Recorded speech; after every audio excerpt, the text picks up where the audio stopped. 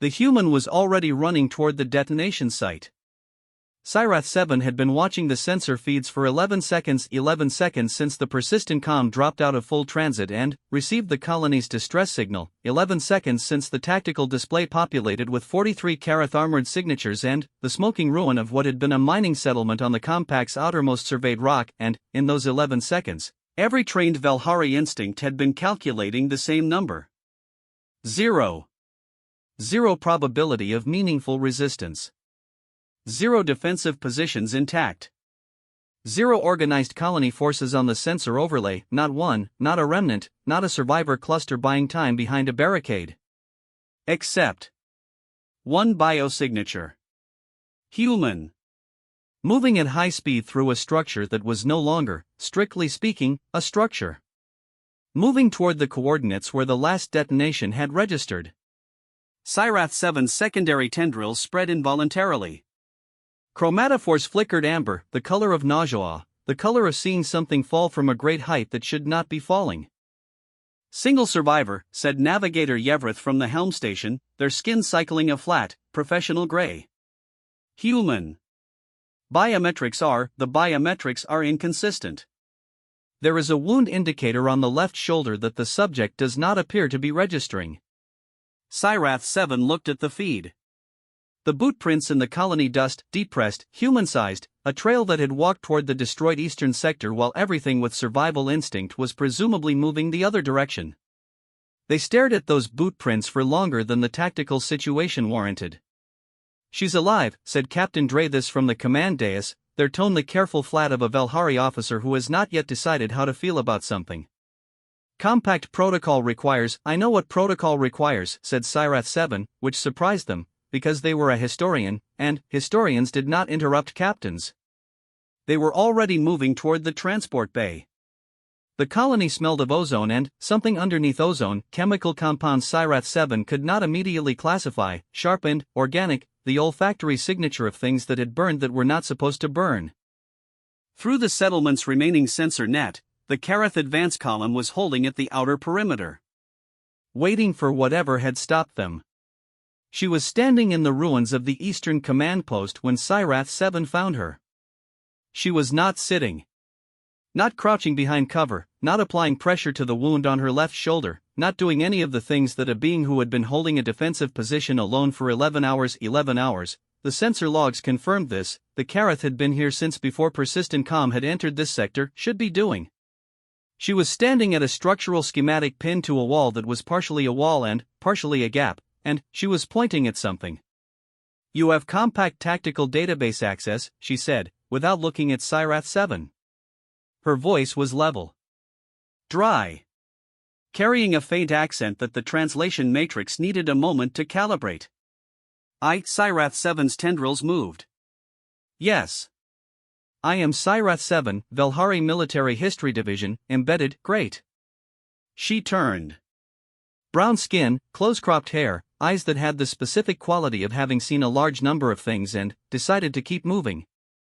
Her left shoulder had a field dressing that was not sufficient for the wound underneath it. She did not appear to be accounting for this. "Warrant Officer Adizi Hedgerika, Earth Reclamation Corps, Demolitions. I need material inventory for this entire sector and Karath unit composition specs. What do we have to work with? Not, can we survive this? Not, should we withdraw? What do we have to work with?" Sci-Fi-7's chromatophore cycled amber again, deeper this time, the amber that meant something in their sensory processing had encountered a data point it could not file. They opened the tactical database. Their tendrils moved to the first query. The observation log was running. They added an entry, which they had not planned to do for another 3 hours. Subject displays pre-rational combat commitment. Decision to resist appears to precede survivability assessment. Cause unknown. Danger level, unclassified. They paused over that last notation.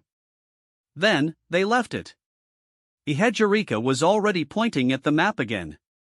She ate while she worked, which Sci-Fi found deeply unsettling. This was not a judgment. It was a clinical observation. The ration bar was high in capsaicin. Sci-Fi-7's secondary tendrils had reacted to the smell alone, pulling back against their thorax in the automatic withdrawal response. Their species had evolved for neurotoxin proximity, and HFY was eating it while simultaneously cross-referencing Kareth's siege doctrine, managing two open schematic displays, and explaining, in precise professional shorthand, what she intended to do to the kill corridor. The kill corridor was not a defensive perimeter. Sci-Fi-7 had assumed, from the sensor data, that she had been holding a defensive perimeter. They understood, now, that this framing was wrong. A defensive perimeter was built to stop an advancing force. What HFY had been building for 11 hours was something else: a funnel, a sequence, a set of answers to questions the Kareth had not yet asked, arranged in the order they would ask them. Mining equipment is load-bearing shaped charges at its core, she said, tapping a supply manifest. Doesn't look like weapons until it needs to. Give me the secondary power routing for the compact emergency beacons, the ones you'd normally use for distress signaling. That would render the beacons non-functional for their intended purpose. Their intended purpose is getting someone to come help. She looked at Sci-Fi-7 briefly. You're here. Sci-Fi-7 opened the beacon schematics. Yevrith came down from the ship an hour later, running probability matrices on a handheld display, and stood in the ruins of the command post in the manner of someone preparing to deliver a professionally delivered assessment of an untenable situation. Their skin was the careful gray of institutional finality. The Kareth force composition includes 6 Class 4 siege units and orbital relay support. The compact calculates a 31% probability of successful withdrawal from this sector within the operational window. The calculus strongly favors. Hand me that cable, said HFY, not looking up. Yevrith blinked. I beg the cable. The yellow one, by your left foot. I need 1.4 meters. There was a pause. Yevrith looked at the cable. Looked at Sci-Fi-7. Their skin did something complicated. Then, Yevrith picked up the cable and handed it over. HFY cut it to length with a tool she had already in her other hand, stripped the end, and connected it to the beacon component in front of her without pausing. What was the probability? 31%, said Yevrith, of successful. I'll run the full numbers after, she said. What's the power draw on a Class 4 siege unit's lateral shielding when it compensates for ground-level detonation at? She gave a coordinate. Yevrith had the figure before they had processed what they were doing. They gave it. Sci-Fi-7 noted that Yevrith was still holding the cut-off end of the cable. They did not appear to be aware of this. What is the survivability projection? Yevrith had asked. I'll run the numbers after. Yevrith's chromatophores had gone white, absolute white, the Valhari color of complete cognitive arrest, the response to encountering a thing that does not fit into any existing classification. Sci-Fi-7's had gone the color they turned during broodmate death rites. They had not told their skin to do this. It had simply decided. HFY finished the connection, checked the assembly with one hand, set it down, and picked up the ration bar again. The wrapper, when she finished, she folded. A small, precise square. Tucked it into her jacket pocket. Sci-Fi-7 watched this. A survival instinct would discard the wrapper. She had kept it. The wrapper was trash. It had no tactical value. The pocket it now occupied could have held something useful. She had kept it. Sci-Fi-7 thought about this. The tactical situation continued. They thought about it anyway. And there was the humming. There had been the humming since the first hour, low, beneath speech, not quite melody, the kind of sound that their instruments registered as vocal, non-communicative, purpose unclear. It was not a distress signal. It was not an alertness pattern. There was no Valhari category for sound made by a being under lethal threat that was not either a warning or a mourning. But it was doing something. Sci-Fi-7 could not name what. Only that the ruined command post, which smelled of burning and loss and the chemistry of unprocessed danger, felt different, in the space where the sound was. Not safer. Not calmer. Navigable. They added to the log, subject hums. I have begun to listen for it. They looked at this entry for a moment. Did not delete it. She found the body of the colony's last medic and sat with it for 4 minutes. Then, she went back to work. This was not accurate. Sci-Fi 7 stood corrected, in the private space of their own processing, before the thought had fully formed. It was not a medic. The body was small. The uniform was a school uniform, a child's school uniform, which meant the settlement had been large enough and long enough established to have a school, which meant these people had believed they were permanent, which meant someone had built something here with the expectation of it lasting. Ehedgerika went still when she found it. Not the stillness of tactical assessment. A different quality of stillness, the kind that was the absence of movement because all available motion had gone somewhere internal. She crouched. She took the small hands and folded them. There was a correctness to the gesture that was not performative. Sci-Fi 7 watched it and understood, without any translation matrix assistance, that this was something done for a reason that was not about Ehedgerika. She said something. Low. Not standard. A language that was older than standard, Sci-Fi 7's translation matrix suggested, and they declined the translation because the words were not for them. 4 minutes. Sci-Fi 7 watched the chrono. Then, she stood. Checked the detonator in her left hand. Walked to the next position. Sci-Fi 7's 6 sensory tendrils went still.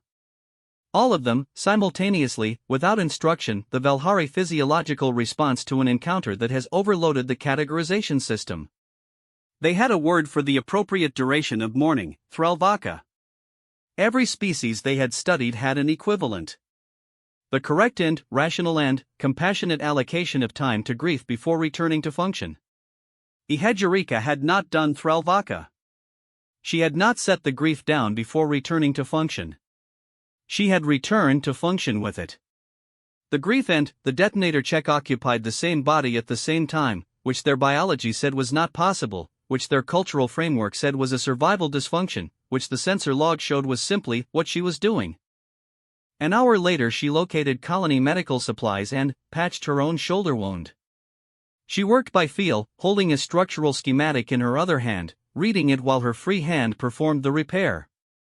The motion was not graceful. It was fluent. Sci-Fi 7 was watching the sensor feeds and watching her simultaneously and had not planned to speak and then heard themselves say, "How do you continue?" She looked up from the schematic. There was a pause, not an uncomfortable one. The quality of a pause that is actual consideration. Who says I stopped? The school uniform's hem had one corner that was unraveling. A single thread, loose, catching the light of the colony's remaining emergency strips. Sci-Fi 7 looked at this for a long time. They were doing it again, the object fixation, the displacement, the thing their species did when the central data was too large to process directly and the peripheral detail became, for a moment, the entire world. The thread. The unraveling hem. They withdrew from the record the withdrawal recommendation they had been preparing. They filed no note explaining this decision. The Kareth advance column entered the kill corridor at 0400, and Ehedgerika smiled. Sci-Fi 7 had never seen her smile before. The expression did not read as warmth. It read as recognition, the face of a being watching something they built perform exactly as designed. There was something in it that Sci-Fi 7's species had pruned out of themselves so many thousands of cycles ago that they no longer had a word for it in modern Velhari. The old texts had something, a pre-rational state, classified as a cognitive hazard, associated with the Velhari's own age of warfare, before the efficiency accords. They checked. The old word was Velthrak. It translated roughly as, the pleasure of being right about something dangerous. The corridor performed.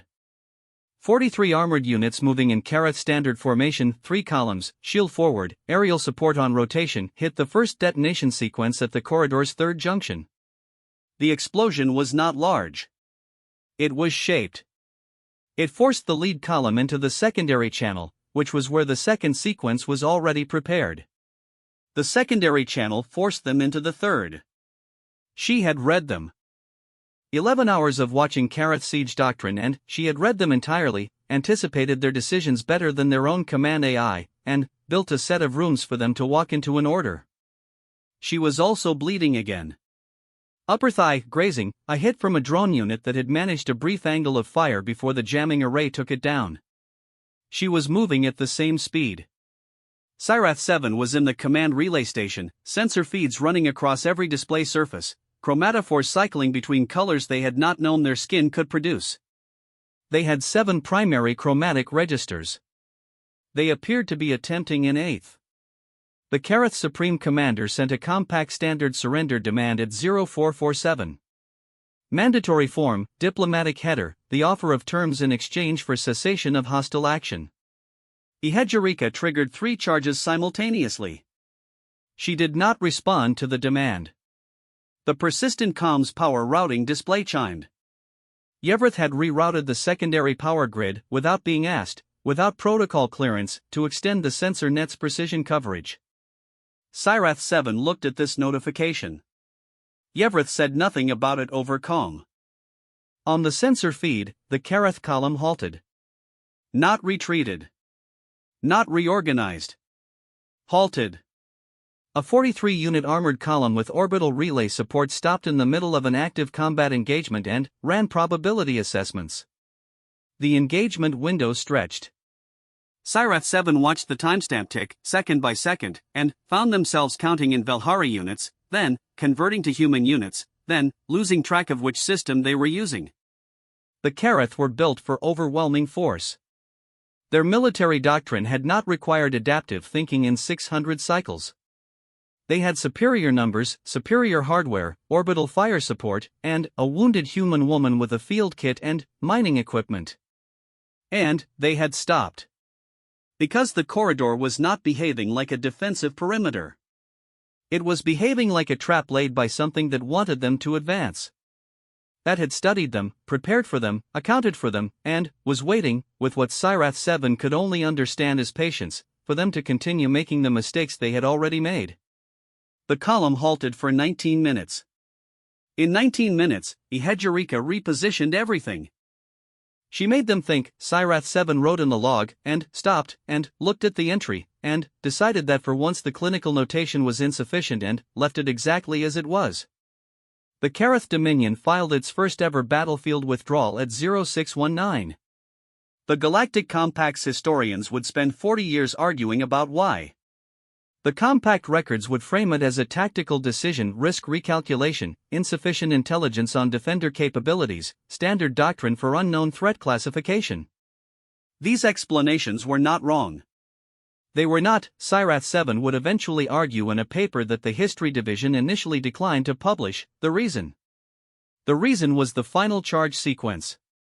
When the Karath column withdrew, retreating along the route they had designated as their regroup corridor, the safe exit, the direction that had not been contested, they hit the last thing Ehedgerika had built. Not large. Not lethal. Shaped, precisely, in the manner of a statement. In Karath military notation, burned into the rock of the withdrawal path in scorched and smoking characters 3 meters high, we were here. The Karath Supreme Commander looked at this. Looked at the smoldering colony. Looked at the tactical data on their screen, which showed 43 armored units, orbital support, 600 cycles of unbroken military expansion, and 1 biosignature. The Karath Supreme Commander pulled all forces from the sector. Not because they had lost a military engagement. But because their tactical doctrine, their probability matrices, their 600 cycles of recorded enemy behavior, none of it had a classification for an enemy who marked you. Who used the last of their resources not to destroy you but to tell you they had been there. Who, in the moment of victory, chose memory over damage. The Karath had no word for this. Sci-Fi suspected, based on the withdrawal speed, that encountering something they had no word for was, for the Karath, the actual threat. Ehedgerika sat down in the colony rubble. She had been in motion for Sci-Fi checked 19 hours and 41 minutes, approximately, with 2 unaddressed wound sites and inadequate caloric replacement and no sleep. She sat down in the rubble of the eastern sector, in the dust with the boot prints in it, and she opened the last ration bar. The capsaicin smell reached Sci-Fi across 3 meters of scorched rock. They walked over. They did not have a tactical reason. There was no mission parameter that required proximity to the human at this moment. The sensor net was intact, the Karath withdrawal was confirmed, the persistent comm was already broadcasting the compact incident report on standard channels. Sci-Fi 7 sat down in the rubble next to Warrant Officer Adizi Hedgerika.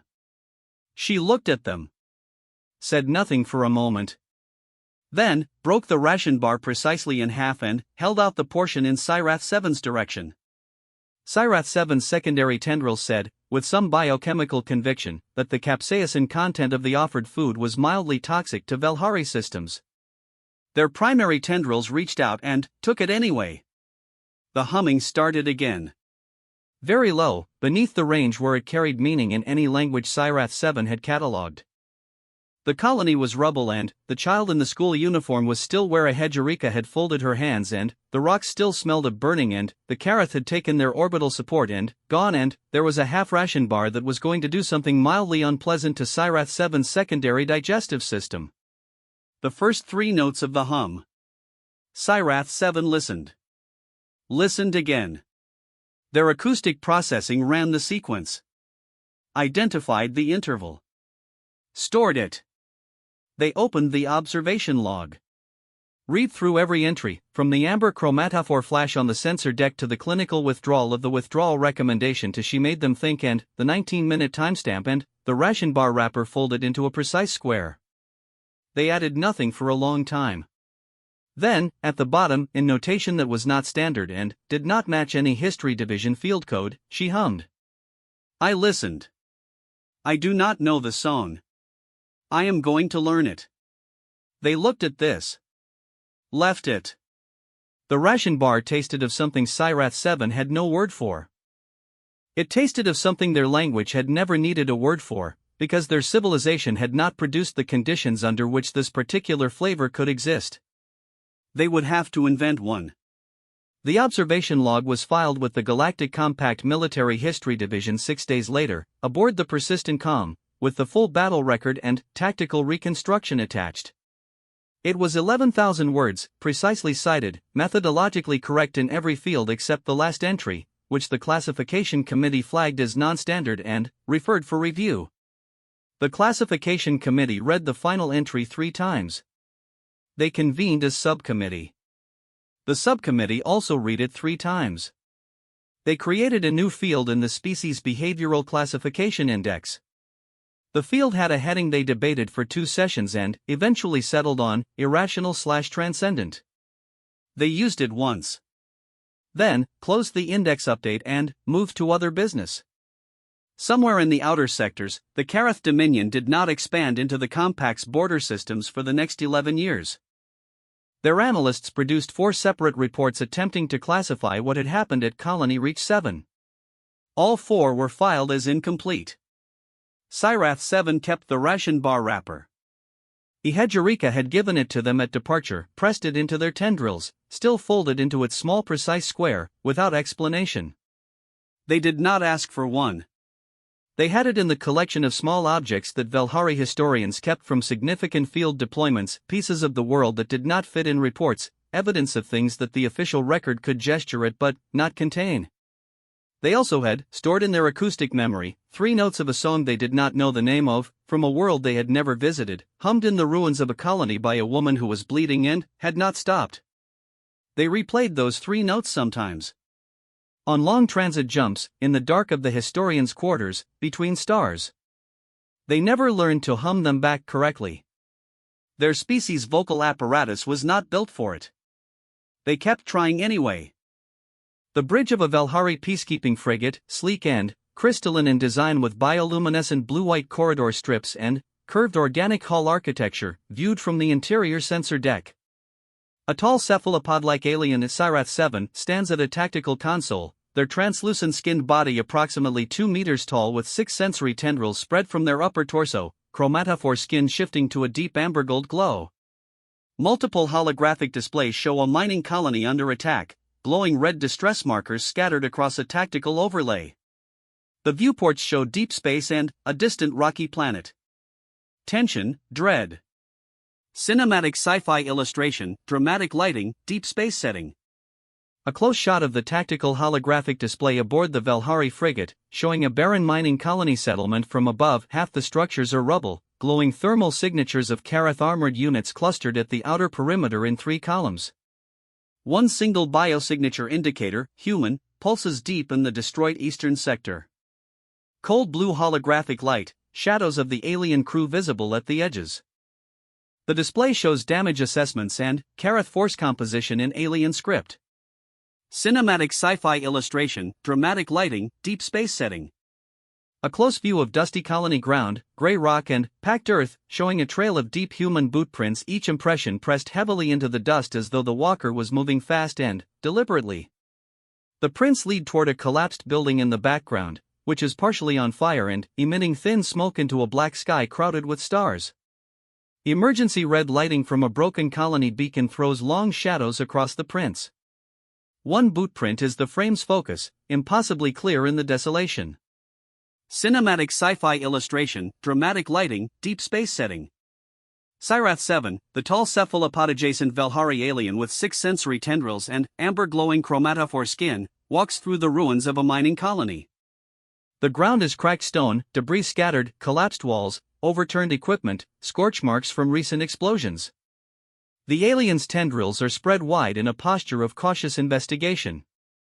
The sky above is airless black, stars sharp and cold. Distant emergency lighting casts everything in flickering red-orange contrast. Atmosphere of profound wrongness, a place where something terrible occurred and recently ended. Cinematic sci-fi illustration, dramatic lighting, deep space setting. Inside the ruins of a mining colony command post, partially open to the sky where the roof has collapsed. Warrant Officer Adiza Hedjarika, a stocky black woman in her late 30s, close-cropped hair, wearing a battered field gray EVA suit with a jury-rigged field dressing visible on her left shoulder, stands at a structural schematic pinned to a half-standing wall. Her posture is businesslike, her expression focused and dry. She is pointing at something on the schematic. The ruins around her show signs of sustained one-person defense, scorched marks, improvised barricades. Emergency strip lighting. Atmosphere of professional calm in impossible circumstances. Cinematic sci-fi illustration, dramatic lighting, deep space setting. Sci-Fi 7, the tall cephalopod-like Valhari alien with translucent skin and 6 sensory tendrils, stands at the entrance to the ruined command post, tendrils fan outward in the involuntary spread of the amber glow stress response. Their large compound-like eyes are focused on the human woman across the rubble. The contrast between the alien's elegant bioluminescent form and the destroyed human settlement is stark. The alien looks genuinely arrested, processing something that does not fit. Deep shadow, warm emergency strip light on both figures. Cinematic sci-fi illustration, dramatic lighting, deep space setting. A close shot of a Hedjarika's hands on a structural schematic spread across a debris-covered surface, fingers tracing a kill corridor route through a colony map. Her left hand shows the edge of the insufficient field dressing on her shoulder wound. The schematic is printed on flexible material, partially torn, covered in handwritten annotations in standard and one other script. The surface beneath is scorched mining equipment. The lighting is the dim warm orange of colony emergency strips. Focus on the hands, the map, the wound that she isn't acknowledging. Cinematic sci-fi illustration, dramatic lighting, deep space setting. Hedjarika seated cross-legged on a piece of colony debris, eating a dense ration bar while simultaneously referencing 2 holographic display tablets propped against a chunk of wall rubble. Her expression is completely absorbed in the tactical problem, not in the food. The ration bar wrapper is half open. Around her, various disassembled components of mining equipment and beacon hardware are laid out in organized rows. The ruined command post interior, smoky and orange-lit. One hand on the food, one hand scrolling the display, total parallel focus. Cinematic sci-fi illustration, dramatic lighting, deep space setting. A close atmospheric shot of various disassembled components arranged on a flat piece of colony plating, mining equipment innards, stripped emergency beacon parts, cable segments, small detonator housings laid out with precise organizational intent, like tools on a surgeon's tray. Hedjarika's hands visible at the edge of frame, working on one assembly. The parts are mundane and industrial but arranged with the care of someone building something exact. Warm orange light, deep shadow filling the background.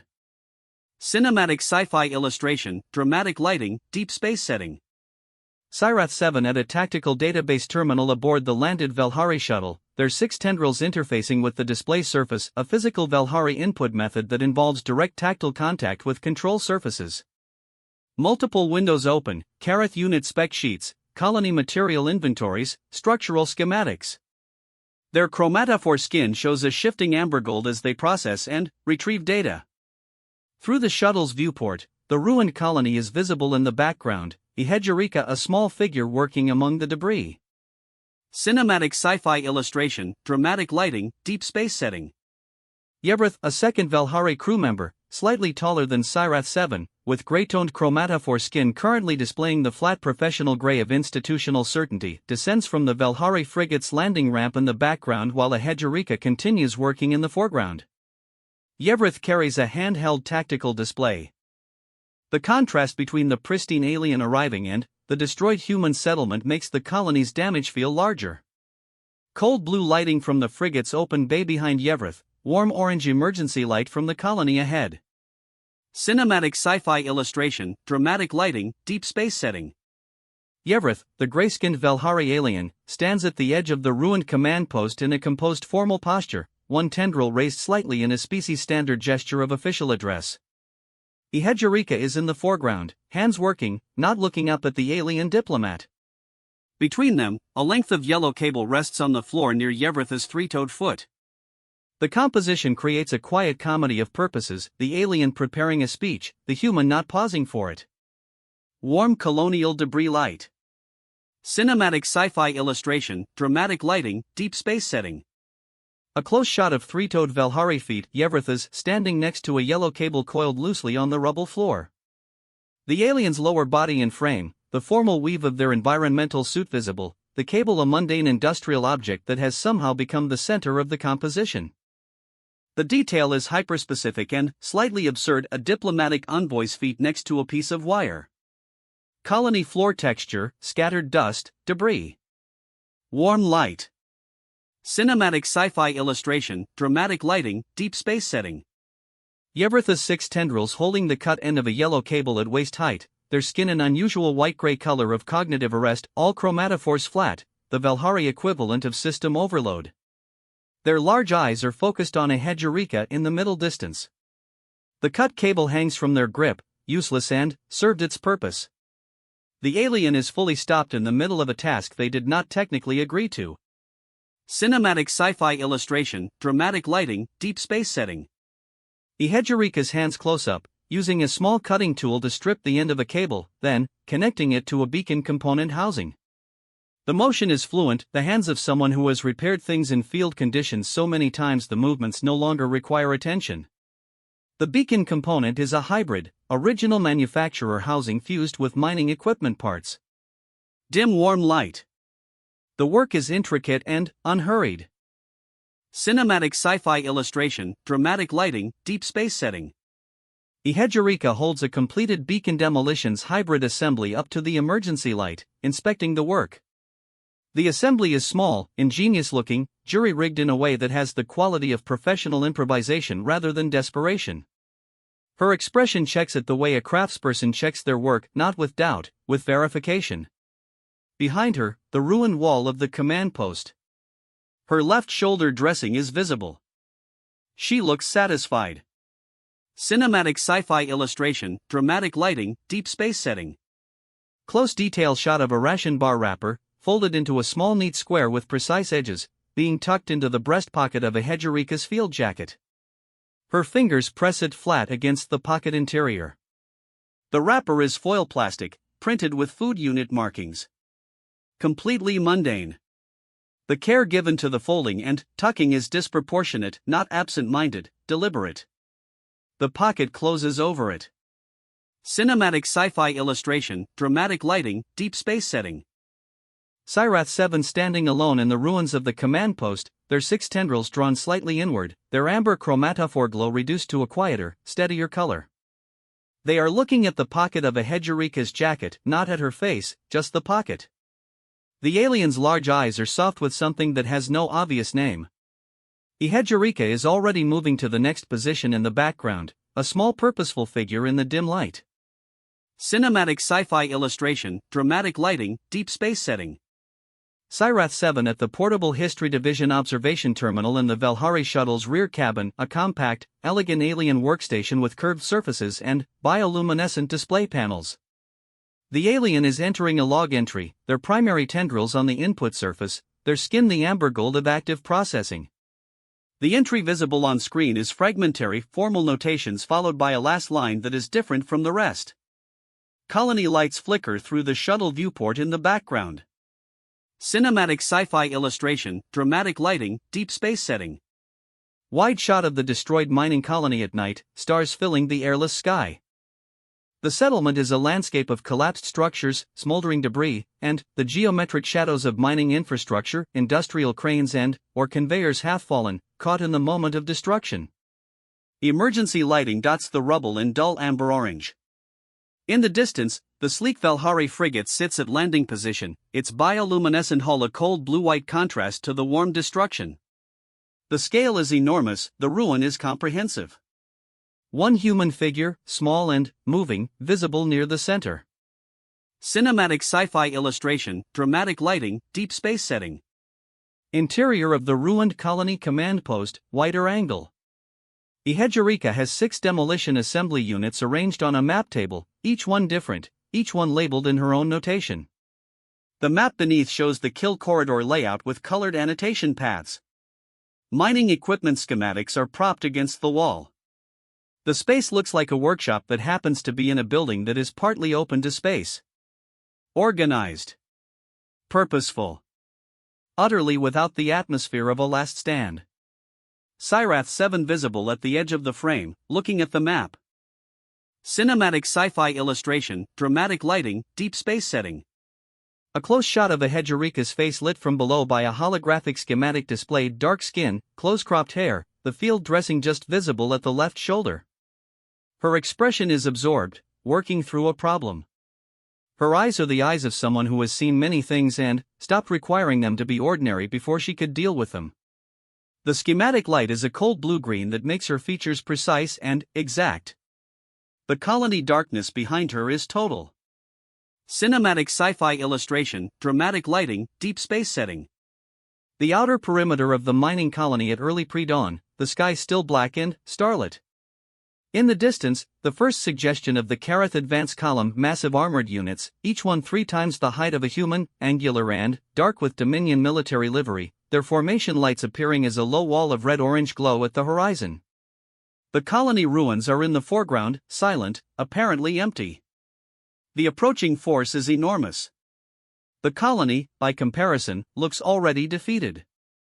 Cinematic sci-fi illustration, dramatic lighting, deep space setting. Ehejurika moves through the outer ruins in the pre-dawn dark, crouched and low, placing a detonator unit at a structural junction point with the precision of someone who has mapped this corridor in their memory. She is in the shadows, her suit's worn texture visible, her movements fluid and minimal. The rubble around her has been subtly reshaped, debris repositioned, sightlines cleared in specific directions, the environment arranged to create a specific sequence of spaces. She does not look rushed. Cinematic sci-fi illustration, dramatic lighting, deep space setting. A section of the kill corridor seen from above, a narrow passage through colony ruins, the walls angled in a way that is not entirely architectural collapse. Detonator indicators visible at key junctions, barely visible against the rock surfaces. The corridor looks like random destruction. On second examination, it has a geometry, entrance points, forced turn directions, zones that lead to other zones. It is a maze that knows where you are going to go before you do. Empty now. Waiting. Cold starlight.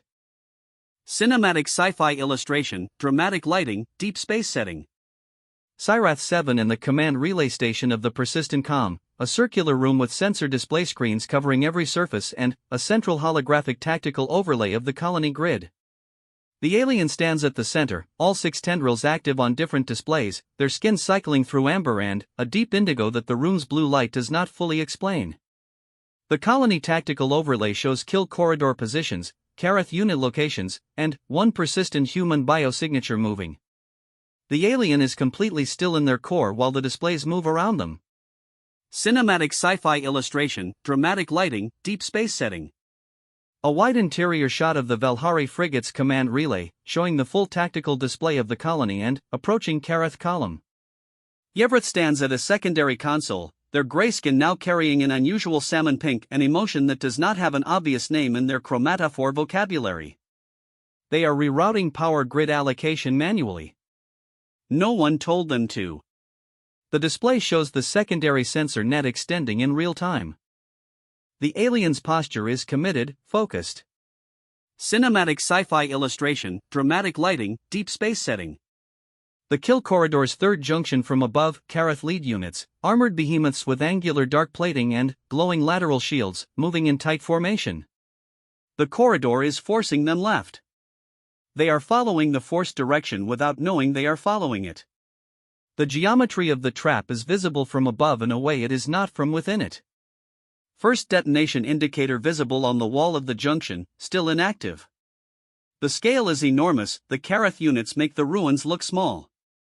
Cinematic sci-fi illustration, dramatic lighting, deep space setting.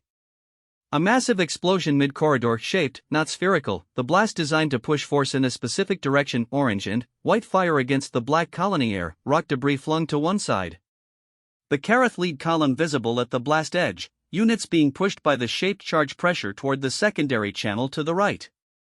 The explosion is precise, purposeful. Not destruction. Redirection.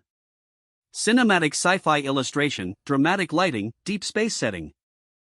Ehedgerika moving fast through a service tunnel beneath the colony floor, using a handheld detonator control unit, her body low and her movements efficient and unhurried in the way of someone who has chosen their route and is executing it. Her thigh has a second field dressing now visible on the suit leg, darker at the center. She does not favor it. The tunnel is cramped and lit only by her suit's minimal work light. Her focus is on the controller, not the wound. Cinematic sci-fi illustration, dramatic lighting, deep space setting. The sensor feed display in the Valhari command relay showing the kill corridor in real time, Kareth units forced into the secondary channel, the tertiary channel opening ahead of them, each position change feeding into the next sequence. Sci-Fi 7's tendrils are pressed flat against the display surface, maximizing sensor resolution. Their skin is a color that does not exist in standard Valhari emotional notation, something between amber and a deep emerald, a mix that should be physiologically impossible. The timestamp ticks in the corner. Cinematic sci-fi illustration, dramatic lighting, deep space setting. Close shot of Sci-Fi 7's 6 sensory tendrils pressed against a sensor display panel, their suckers making full contact with the interface surface. The display beneath them shows the colony tactical grid in cold blue light. The alien's skin at the points of contact is a pure luminous white, the color of maximum information processing, all chromatophore cells focused on intake. The rest of their body is in a different amber register. The split is visible and unusual. Cinematic sci-fi illustration, dramatic lighting, deep space setting. The Kareth Supreme Commander inside a Dominion command vehicle, a large alien, broader and taller than the soldier units, with armor that carries Dominion tactical rank insignia. They are surrounded by holographic military displays. A compact standard surrender demand form is visible on one screen, cursor blinking. Their posture is that of a being accustomed to capitulation following this document. They are waiting for the response. The command vehicle interior is all harsh angular Dominion design, dark metal, hard red lighting, absolute confidence in form. Cinematic sci-fi illustration, dramatic lighting, deep space setting. A second massive detonation inside the kill corridor, this one at the force junction between the secondary and tertiary channels, the blast sealing the backwards exit and funneling the Kareth column forward. 3 armored Kareth units visible at the blast edge, too large to easily maneuver in the narrowing corridor. The explosion's shape is unmistakably deliberate, the fire goes up and sideways, not back. Rock dust billowing. Cinematic sci-fi illustration, dramatic lighting, deep space setting. Ehedgerika triggers 3 detonator switches simultaneously, her right hand working the control unit with both thumbs, her expression fixed and bright with the look of watched work arriving at its intended moment. She is crouched behind a colony structural column. The glow of 3 simultaneous detonations lights the ruin from 3 directions in orange and white. She does not look away. Cinematic sci-fi illustration, dramatic lighting, deep space setting. 3 simultaneous explosions visible from outside the colony perimeter, rising columns of fire and rock dust at 3 separate points across the settlement, positioned at the triple junction coordinates the kill corridor required. From outside, the shape of the detonations is sequential and spatial, they are not random. They are a statement in geometry. Stars visible above the fire columns. Cinematic sci-fi illustration, dramatic lighting, deep space setting. The Kareth Advance Column, 43 armored units, formation lights visible in the rock dust and smoke completely stopped. Mid-corridor, the units are halted in place, their sensor arrays active and scanning. Formation lights blinking in the rapid pattern of active probability calculation. No forward motion. No retreat. Stillness from a force built for motion. The ruins are quiet around them. Cinematic sci-fi illustration, dramatic lighting, deep space setting. Close shot of the Kareth command unit's probability matrix display alien military notation in hard red light, numbers running calculations, threat assessment fields populating. One field, large and prominent in the center, shows the word that translates as unknown doctrine. Beneath it, 3 subfields cycle through assessment attempts and return the same result. The confidence percentage on the advance recommendation drops in real time. A being accustomed to certainty encountering its first genuine unknown. Cinematic sci-fi illustration, dramatic lighting, deep space setting. Sci-Fi 7 watching the sensor feed display showing the halted Kareth column, their entire body completely still, all 6 tendrils drawn in, chromatophores paused mid-cycle, creating a striated pattern of amber and emerging green that runs in horizontal bands. The alien has the posture of someone who has just watched an impossibility and is not yet sure their instruments are correct. The display timestamp visible in the corner, ticking forward second by second. Cinematic sci-fi illustration, dramatic lighting, deep space setting. Ehedgerika moving through the colony rubble during the 19-minute halt window, repositioning detonator units with quiet, purposeful urgency. She is moving more of them than should be movable in 19 minutes. She does so anyway. The colony is a maze of shadows and emergency lighting, her figure weaving through it with total spatial familiarity. She has walked this rubble enough times that she knows it in the dark. Her thigh wound has bled through the second dressing. She does not stop. Cinematic sci-fi illustration, dramatic lighting, deep space setting. A close shot of Ehedgerika's gloved hands pressing a detonator unit flush against a rock surface and activating its adhesive anchor. The motion is practiced and minimal. The unit is barely visible against the stone once placed. She is already turning to the next position. The hands are competent, matter-of-fact, completely unbothered by the scale of what they are doing. Cinematic sci-fi illustration, dramatic lighting, deep space setting. Wide shot of the kill corridor from the Kareth column's position, looking forward into the narrowing passage, fire glow visible at 3 separate depths, smoke diffusing the far reaches. The corridor now looks different from how it looked 19 minutes ago. The geometry has shifted in ways that are hard to define but unmistakable to a military assessment AI. The probability matrix that was trying to classify this situation has new data now, and the data does not help. Cinematic sci-fi illustration, dramatic lighting, deep space setting. The Kareth column in full withdrawal movement, armored units reversing formation in the standard Dominion regroup pattern, their lateral shields angled backward, formation lights cycling to withdrawal mode amber. The motion is orderly and military but has the quality of urgency beneath it. They are retreating in good order, by doctrine, toward their designated regroup corridor. The colony ruins are in the background, apparently silent. The column does not know what waits in the regroup corridor. Cinematic sci-fi illustration, dramatic lighting, deep space setting. A stretch of rocky ground on the regroup corridor route, wide, relatively flat, the path the Kareth column has designated as its safe exit, with a massive scorched inscription burned into the stone surface. In Kareth military notation, 3 meters tall, the characters spell a phrase. The inscription is fresh, the rock still glowing at the carved edges. Around it, small charge casings, already spent. The inscription is the last thing deployed. not a weapon. A message. Cinematic sci-fi illustration, dramatic lighting, deep space setting. The Karath Supreme Commander's face close-up, inside the command vehicle, lit by tactical display red, looking at a sensor feed showing the inscription on the regroup corridor. Their species has a flat-plated face with multiple small compound eyes arranged across the brow, currently all dilated. Their expression is not readable as fear. It reads as the face of a categorizer who has encountered a thing with no category.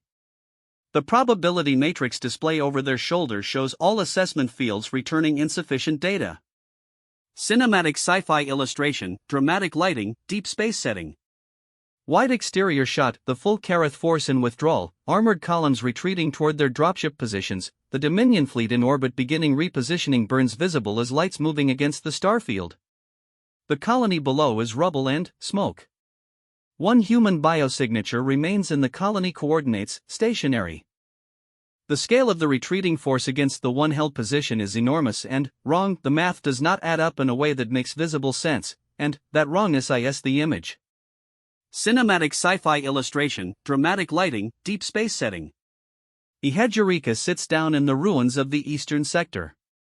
She does not lower herself carefully, she sits, the way someone sits when they have finished the last item on a very long list and, their legs have made a unilateral decision. The rubble around her is the same rubble as the beginning, unchanged, destroyed, honest about what happened here. Stars above, colony emergency strips flickering low. She opens the last ration bar. Her expression is the expression of someone taking the first breath they have genuinely taken in 19 hours. Cinematic sci-fi illustration, dramatic lighting, deep space setting. Sci-Fi 7 walking across the colony rubble toward Ehedurika's seated position. The alien's movement is not military and, not purposeful, it is the walk of a being going somewhere without a documented reason for going there. Their tendrils are at rest. Their skin is a quiet, steady amber gold, not the sharp amber of stress but, a different quality of the same color, warmer. The ruined colony stretches to every side. The Valhari frigate glows blue-white in the distance. Cinematic sci-fi illustration, dramatic lighting, deep space setting. Sci-Fi 7 sitting down beside Ehedurika in the colony rubble. Two figures, one human, compact and battered, in a scarred field suit, one Valhari, tall and luminous, with 6 folded tendrils, sitting side by side in the ruins. Neither is looking at the other. Both are facing the same direction. The image has the quality of two entirely different things that have found the same reason to be in the same place. Cinematic sci-fi illustration, dramatic lighting, deep space setting. Ehedurika's hands breaking a ration bar precisely in half. The bar is a dense, practical military food unit. Her hands perform the break with the same precision she has applied to everything. She holds one half out to the side towards Sci-Fi 7, not presented formally but offered the way someone offers something without making it into an event. The gesture is quiet and small and occupies the center of the frame. Cinematic sci-fi illustration, dramatic lighting, deep space setting. Close shot of Sci-Fi 7's primary tendrils receiving the half ration bar from Ehedurika's hand. The alien's tendrils are slightly extended, the motion not elegant but real, a physical act performed before the cognitive decision to perform it has finished being processed. Their skin at the receiving tendrils shows a faint luminous white. The half ration bar, dense and military green, sits in their grip. This is the center of the universe in this moment. Cinematic sci-fi illustration, dramatic lighting, deep space setting. A quiet, wide shot of the eastern sector rubble at the post-battle hour, two figures sitting among debris under a star-filled sky. The persistent calm frigate is visible in the upper distance, its blue-white bioluminescent hull the only bright thing. The colony ruins are dark and honest around the two figures. The scale makes them small. The image does not make them feel small. Sci-Fi 7's amber glow provides the only immediate light. Cinematic sci-fi illustration, dramatic lighting, deep space setting. Sci-Fi 7's observation terminal screen, shown close, the history division log interface, formatted with precise alien notation in multiple fields. Most entries are clinical, timestamps, observations, behavioral classifications. The final entry at the bottom is visible in its different character, shorter, unformatted, no field code. The cursor has stopped blinking. The entry has been saved. The terminal light illuminates the alien's primary tendril resting lightly on the input surface. Cinematic sci-fi illustration, dramatic lighting, deep space setting. A close shot of Sci-Fi 7's tendrils holding the half-ration bar. Their secondary tendrils, the smaller ones near their thorax, are pulled back slightly in the mild toxin response. Their primary tendrils hold the bar steadily. They are going to eat it anyway. This tension between what the body says and what the being does is the entire story in miniature. The bar is a mundane military food item. The holding of it is not. Cinematic sci-fi illustration, dramatic lighting, deep space setting. The colony ruins at the post-battle hour, wide shot, complete panorama of what was a mining settlement.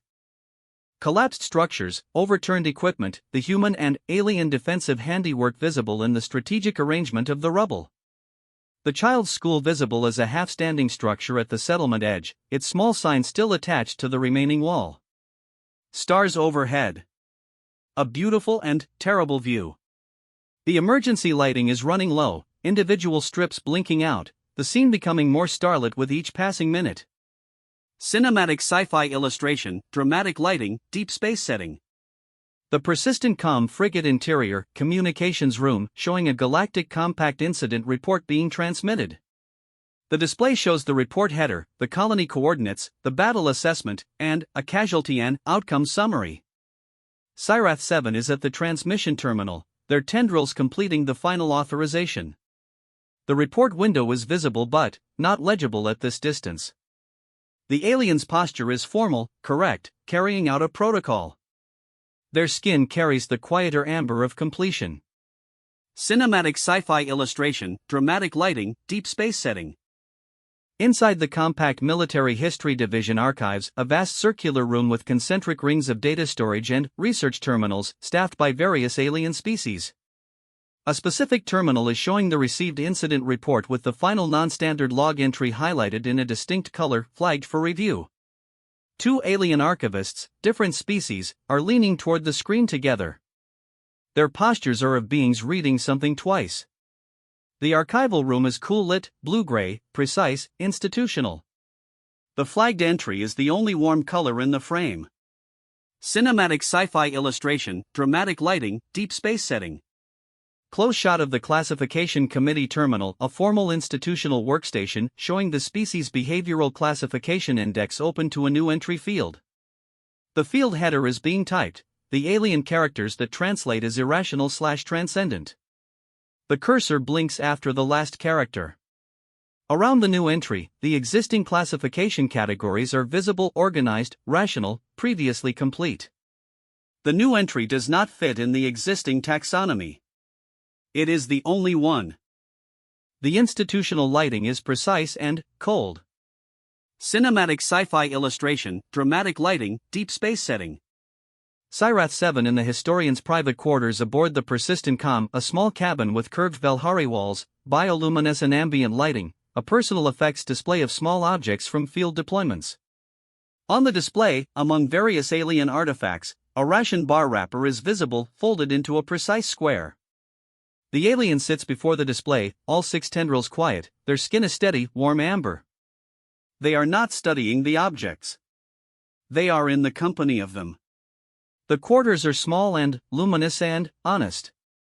Cinematic sci-fi illustration, dramatic lighting, deep space setting.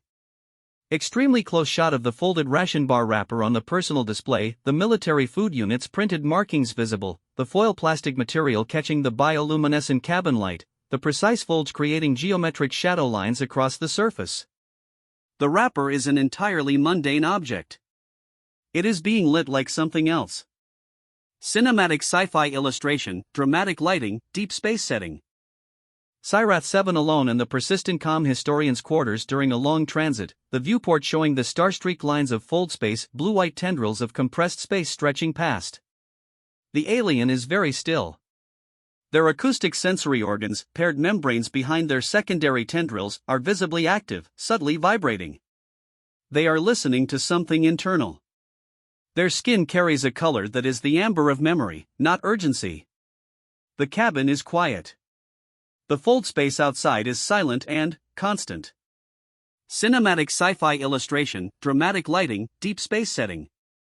Final image, the eastern sector of the ruined colony in the starlight, empty now, the two figures gone. The boot prints are still in the dust, the original ones, deep pressed, walking toward the destroyed sector. The emergency lighting has gone completely dark.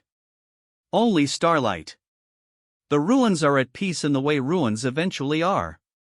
The inscription is not visible from this angle, but the colony is a place where something happened, and the image carries that fact in every shadow. The star field above is enormous and indifferent and full. Cinematic sci-fi illustration, dramatic lighting, deep space setting.